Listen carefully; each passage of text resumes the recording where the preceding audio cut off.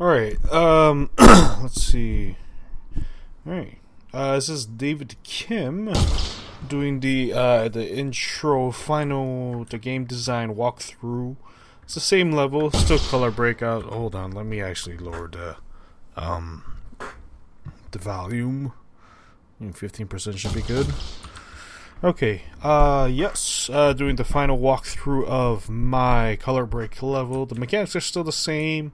Added a full tutorial part, cleaned up that ending part. And as for the video, I'm sorry about that black border.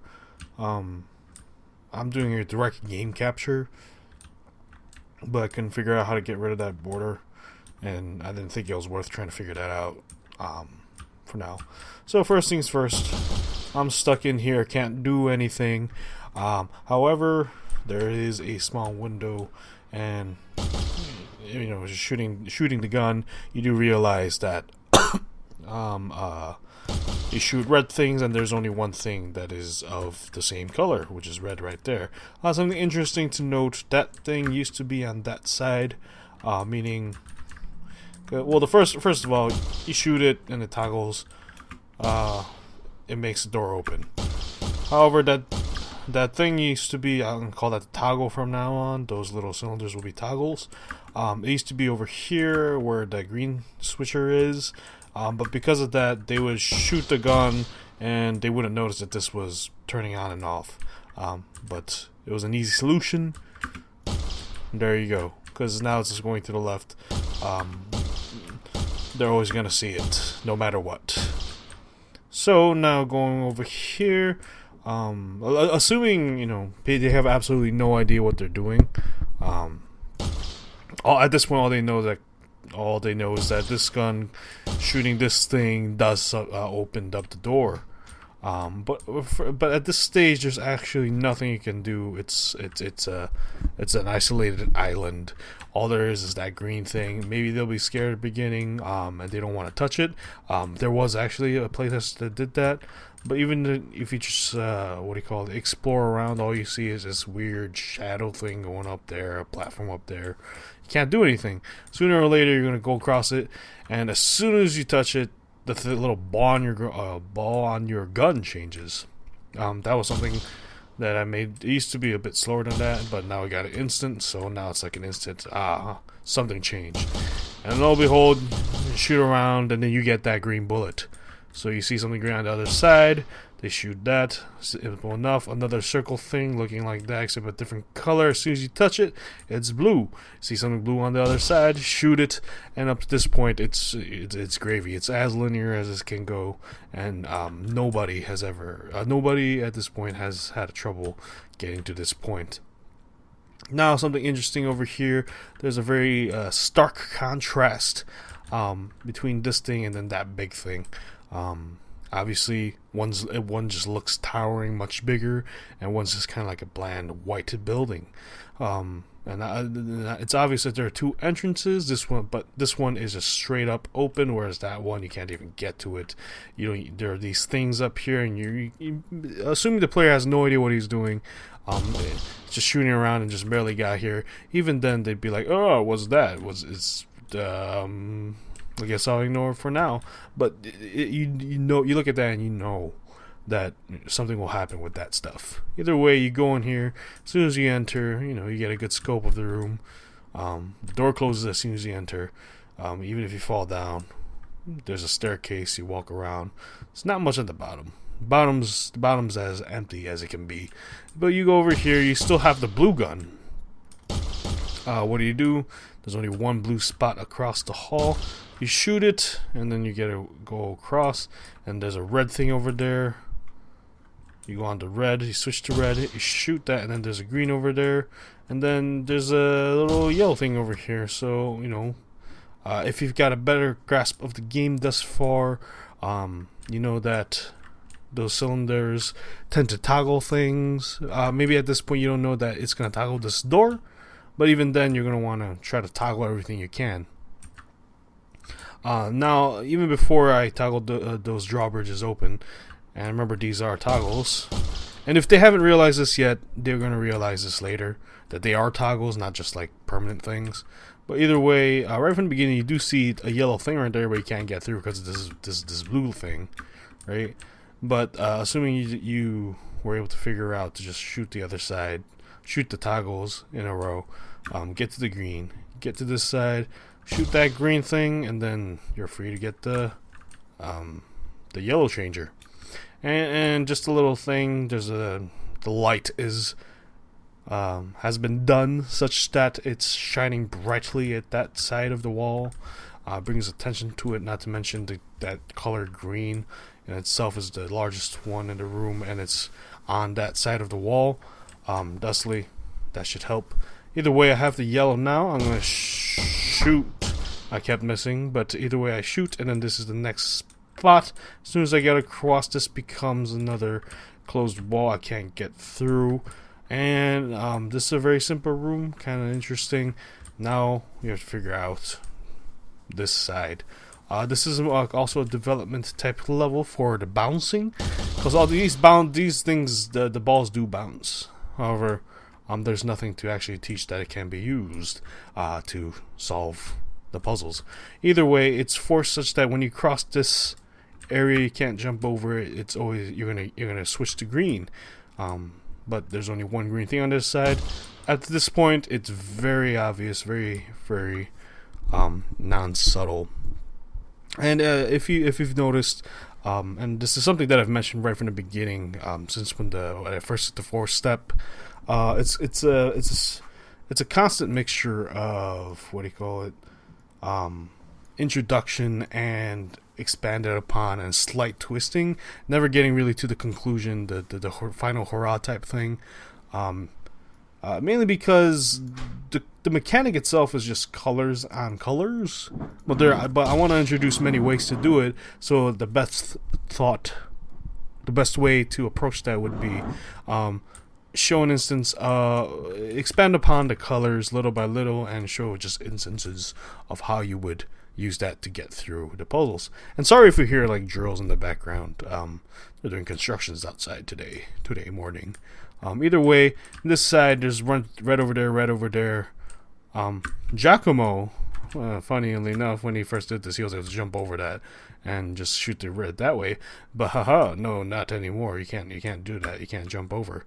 So what you have to do now is figure out, and this is a very awkwardly shaped room in comparison to the others. Everything was very square, even. However, this one has this straight up like weird cross section going along the wall. It's triangular. There was a obvious like goaltending type gold post looking thing over there with the lights, or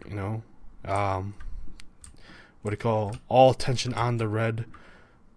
So you'd be able to kind of just figure out that this wall's flat, and then just kind of figure out the right angle to shoot at, such that a ball will get in there and thusly open up that door. And honestly, I think just like the shape of the room is enough to kind of lend itself to get the person to use the bouncy balls. But the light helps, the framing helps, and the forcing of the color definitely helps. So now I'm on this side, as like the other parts that happens. And then I was telling you about there's a chance that people won't know that these things are toggles and not permanent switches. But in this part, that's going to be hopefully compartmentalized and like finalized in their brain, because they're going to have to use it. They're going to have to use it to figure out how to get through this part. So now there's a blue and a blue, green and a green, red and a where there's no red. Where would a red be? So first thing you do probably is the only thing you can do, which is shoot that thing, and then all of a sudden that thing's gone and that thing's open. Okay.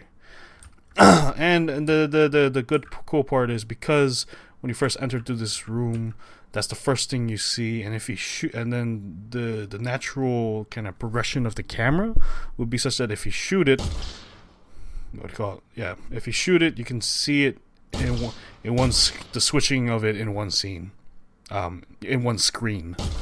Either way, there's not that much you can do, so just go blue with blue. and then you just get that huge red toggle looking thing, red looking thing regardless. So you go back, obviously now you know how to use these things, the toggle bridges. You toggle the bridge and you get the red. Now we're at a standstill because you can't really reach that switch from here. So you're gonna have to try to get closer, but the closer you get, the more awkward the angle gets, because that's a, what do you call it, an angled wall, unlike these flat ones. So now, hopefully, if you learned about if you remember the bouncing thing, you realize that you can bounce your way in there, and there's a reason that toggle is so big compared to the other ones. And just a little side note to help people that like to experiment, because of the way the walls are shaped, you get a better sense of like how often these balls can bounce. So if I just did that, that went straight up. So 1, 2, 3, and then 1, 2, 3, and 4. You can kind of get the statistics of the balls and what they're capable of, and that's up to 4 bounces. Not that it really matters. And then for this one, you'd experiment like that room, but then from what I figured out with that bridge, just shoot along that shadow, the line right there, and then one of them's gonna get in there. So that's nice. So there's this room. It doesn't matter what color you're at before, because as soon as you enter, you're forced to turn into red. And as well as that closes that off. So now, if someone was just shooting like that, they would have noticed that little highlight. Even if they weren't shooting, they weren't a reckless shooter, as you can say. It's once again a very confined space. There's not much you can do. There's red to red, and that's the only connection you do. So you would sooner or later try shooting it, and I made sure that little highlight happens every time you shoot it, such that you know that you're affecting it. A big problem people were having during the playtest was that when they were shooting these things, they couldn't tell if they were doing anything or not. But now there's a definite yes or no as to something's happening. And then just all these different colors. So try shooting out like that, and then look at that. It's a green changer. First thing you see would be one of these. Shoot that, and then it's just a red changer, which there's one over there. So, but I want to keep going forward. So shoot that thing, and I'm actually going to change the red here. Normally they wouldn't do that first, probably, but I know for a fact that there's a red one here. So, and then the final changer, well, second to last, allow me to open this box, and then there's a yellow changer over here. And then that is the way out, same color. They shoot, and then the highlights are still the same. So hopefully they'll make the connection. And then this is I guess it's still, now this one's introducing the idea of destructive blocks, and it's expanding upon the colors still. There's a little bit of a twist starting this next section. There are balls that are colored balls. So now this would be kind of the twisting of the destructive blocks, as well as a mini introduction to the fact that there are little balls that actually follow you when you get to a certain point. But then hopefully that the very last little stage that the door just closed on me because I came in here for. Either way, hopefully that would kind of instill the idea of destruction. Because that room, you destroy a lot of blocks. You shoot a lot of balls at blocks. So, but even then, these things are going to chase you. So, there's kind of that, like fight or flight type instinct that I would hope would bring in. And all the balls have been deliberately slowed down than what I would normally wanted. Just to be able to talk through while doing this. So, I'm going to just walk forward. And then when I get to a certain point, it's going to start moving forward at me. Look at that. And then at this point, because all this thing does is push you. So there's no real danger. And even then, it's so linear that you would probably try shooting at it. And if you did shoot it once, I don't know if you noticed because I let it get so close up, you'll probably see it again. But the balls highlighted the exact same way the destructive balls did. So I would hope that would be a pretty big clue as to what's happening. Either way, there's a red changer, blue changer, and there's a blue ball. So you're like, maybe it's the same thing. And it's moving towards me. I changed to blue. I changed that, and then I just made it so it's timed such that there's a red one behind it, but it's always going to be behind it. So you have enough time to go back. And that's just a little fun timing type of thing where you're going to kind of backtrack a little bit. All of this is just to, constantly build the idea that you gotta shoot. If a ball's coming at you, you gotta shoot it. And that one was a very good show of the highlights when you shoot. Now this is a little bit interesting. This one actually takes more than a few hits, and then that door is a different color than usual. It's not an actual color that we can actually get, like the last door, which was yellow, and it's not like the other regular doors, which were just regular beige colored or white colored. Now, normally you wouldn't just keep kiting the ball like this. You would be in this position. Let me actually get the ball over here first, so I can. So, almost 80 to 90% of the time, I would think if by the time they killed the ball, they'd be in this position. So what would happen is they would see that thing disappear, right? When they shoot that. So that'd be the first indicator that, okay, maybe some balls trigger some stuff. But I'm going to make, this becomes very, very specific and clear at the very next section. I go past, that door closes, and then now I go up the stairs. I get forced to change to blue, and then this is more, not even like a kind of like a development stage. It's just it's kind of the pathway to my final twist where I combine stuff, and even in the combinations of stuff, it's it's kind of like a twist, and then there's the final hurrah at the end where it's not necessarily hard, it's not really a puzzle, but it kind of puts things together in a way that's kind of exciting if timed well. And by timed well, I mean like the settings of the monsters, I mean the balls, the speed at which they chase you, the range at which they notice you, that kind of thing. But that kind of thing can only be tweaked with playtesting, but you'll see. Either way, you get to a point, and then that big ball starts following you. You see that little blue door. You shoot this a few times, and when it disappears, that thing opens. So hopefully at that point, that's like just yelling at the player that balls can do certain things like that. Killing certain balls can, have effects like that. And I made sure these things that open doors, they actually take a hit of 6 times, whereas the other ones hit 4 times. And the destructible blocks also take 4 times. There's something to note of. And then you get changed to yellow. And there's a yellow thing right here. And then it activates these stairs. I could not figure out how to get these stair BSPs to be static meshes and also have proper,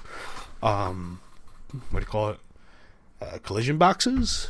And then the UV got all messed up.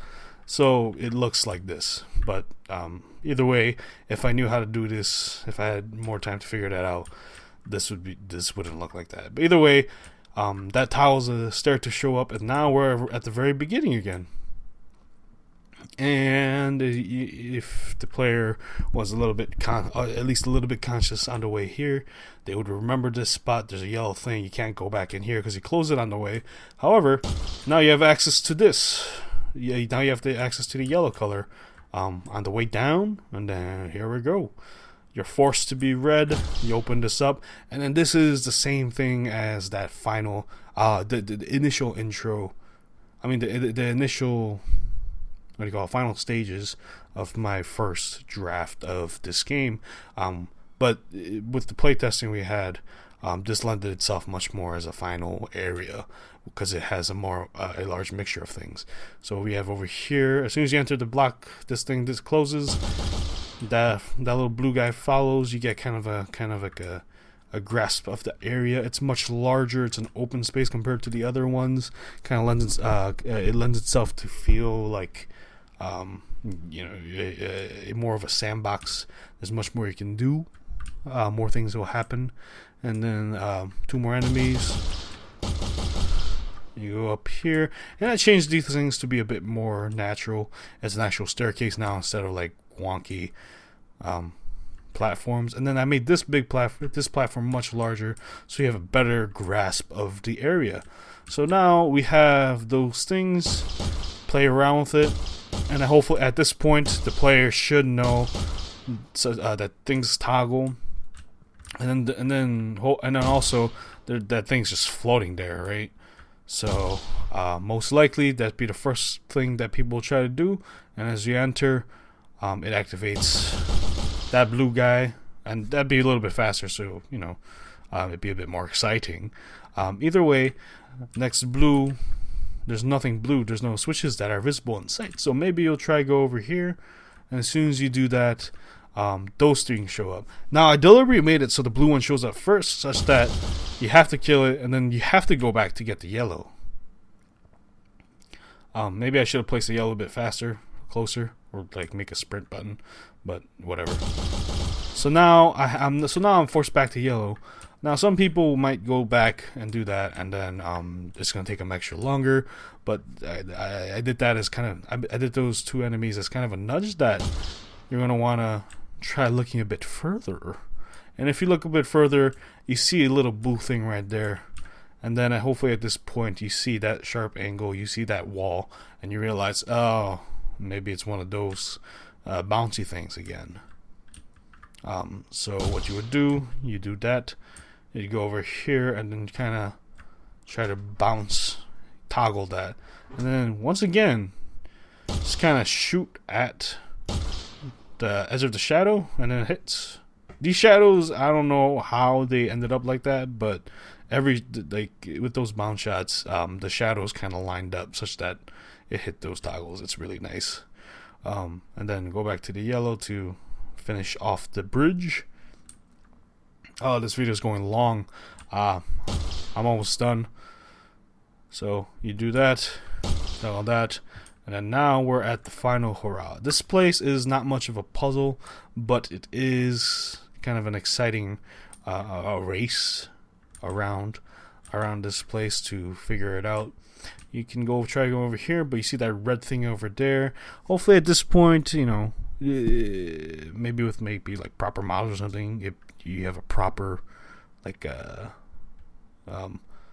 dissonance, is like you don't want to be near circles if you can't kill them, right? And then it forces you to be green over here. So when you go over there, it would be like game over. So the only other way would be to go over there, and then hopefully you would notice that blue. You shoot that, and then you're in this hallway. Nothing you can do except you toggle, door opens. And go over here, and then there's the interesting part. There's a red and a yellow. First thing you would do would be, the red is the easier thing to go. Not to mention there was a red door if you were paying attention. Red wall if you were paying attention. But as soon as you get a little close, a blue thing piles up, and then this would be a little bit faster to a point where that yellow, you would not be able to get to the yellow. Only way out, well, the natural way out would be through this red door because of, well, you have a red. You shoot that thing, another thing comes up, and these two are, this is the final hurrah, the twist conclusion where I want the excitement while understanding the concept of using colors and kind of puzzles and remembering the area. So this thing would be following you, and then now at that point you have the blue, so you kill this thing, 1, 2, and then as soon as you killed it, that door opened. This wall opened, and then you would know because there are things death toggles. You've noticed that 3, 4. Oh yeah, and then I made that 8 because I think that was a thing that I forgot about from a really old thing, but from the old version. But either way, as soon as you do that, there's a yellow thing, and then a yellow toggle, and you go through over here, switch to the yellow. Switch to the yellow, and then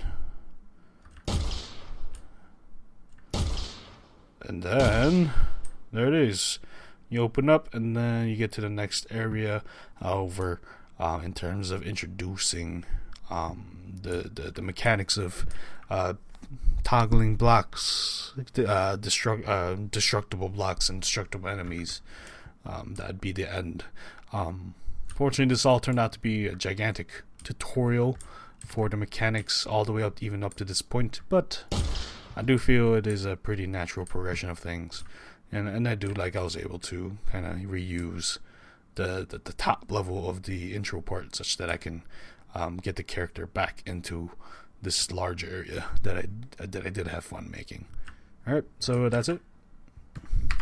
How do I stop this?